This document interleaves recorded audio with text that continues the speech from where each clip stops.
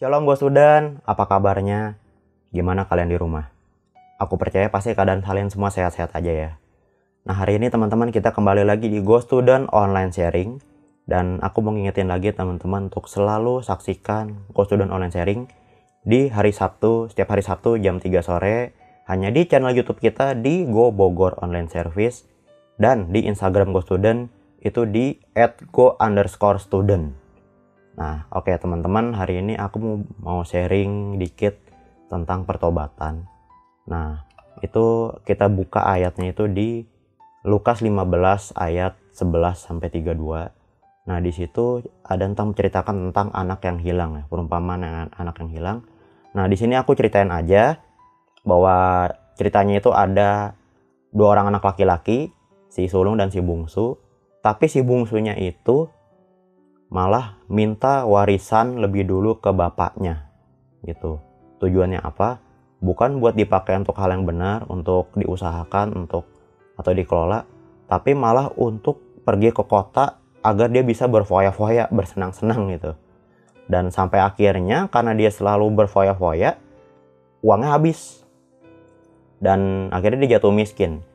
Lalu dia sampai kerja sebagai penjaga kandang babi, bahkan makan makanan babi di situ sampai dia kelaparan. Akhirnya dia pun sadar bahwa bagaimana kehidupannya enak dulu, tapi dia malah pergi meninggalkan bapaknya. Dan akhirnya dia mau kembali gitu ke bapaknya. Tujuannya adalah supaya dia bisa menjadi hamba di keluarganya lagi, bukan anak. Nah, tapi yang menarik itu adalah kalau kita lihat apa yang terjadi ketika si bungsu itu pulang, dan ketika bapaknya melihat si bungsu ini kembali. Nah, kita baca ya teman-teman di ayatnya di Lukas 15 ayat 21 sampai 24. Kata anak itu kepadanya, "Bapak, aku telah berdosa terhadap surga dan terhadap Bapak. Aku tidak layak lagi disebut anak Bapak." Tetapi ayah itu berkata kepada hamba-hambanya, nah ini, "Lekaslah bawa kemari jubah yang terbaik, pakaikanlah itu kepadanya, dan kenakanlah cincin pada jarinya, dan sepatu pada kakinya. Dan ambillah anak lembu tambun itu, sembelihlah dia, dan marilah kita makan dan bersukacita. Sebab anakku ini telah mati dan menjadi hidup kembali. Ia telah hilang dan didapat kembali." Maka mulailah mereka bersukaria. Nah, di sini aku mau ngingetin ada 3 hal ya teman-teman. Bahwa pertama itu, kita jangan takut untuk bertobat ya.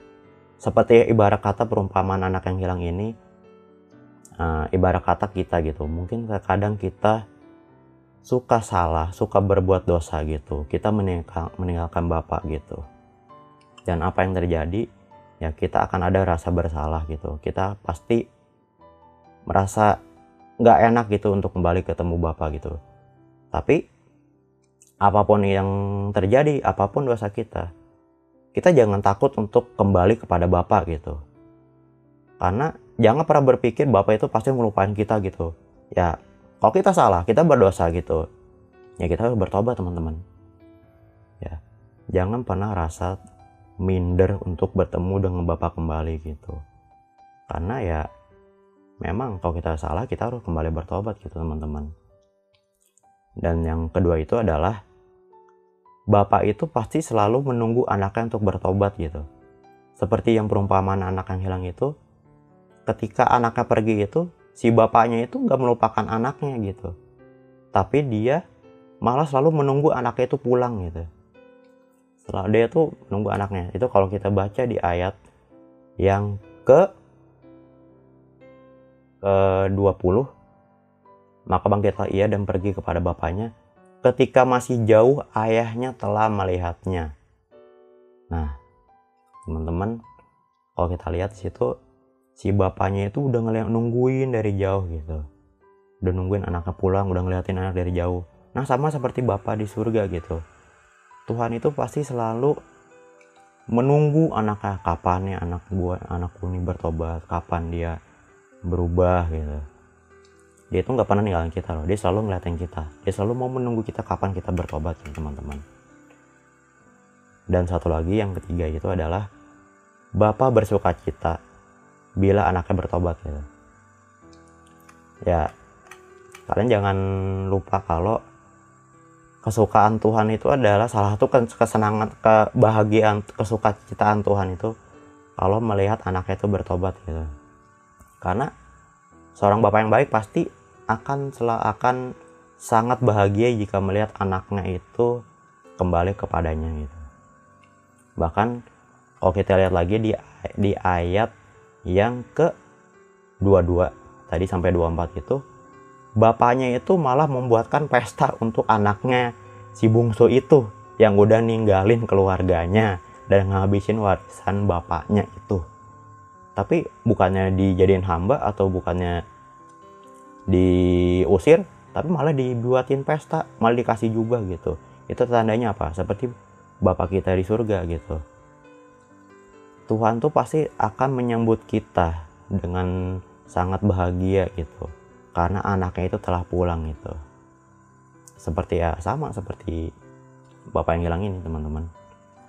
Ya, jadi itu saja yang aku mau sharing hari ini. Ya, sekali lagi aku mau ingetin bahwa pertama kita jangan takut untuk bertobat, karena kalau kita dosa kita harus bertobat.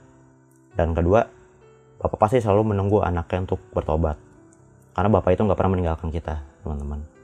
Dan yang ketiga adalah Bapak pasti selalu bersukacita jika anaknya itu bertobat. Nah, itu adalah pasti salah satu kesenangan Tuhan yang luar biasa. So, jadi teman-teman, kalau kalian sedang ada masalah, kalian sedang berdosa gitu, jangan pernah takut untuk bertobat. Selalu kembali kepada Bapak, karena Bapak nggak pernah meninggalkan kita. Dan Bapak pasti bersukacita jika melihat anaknya bertobat.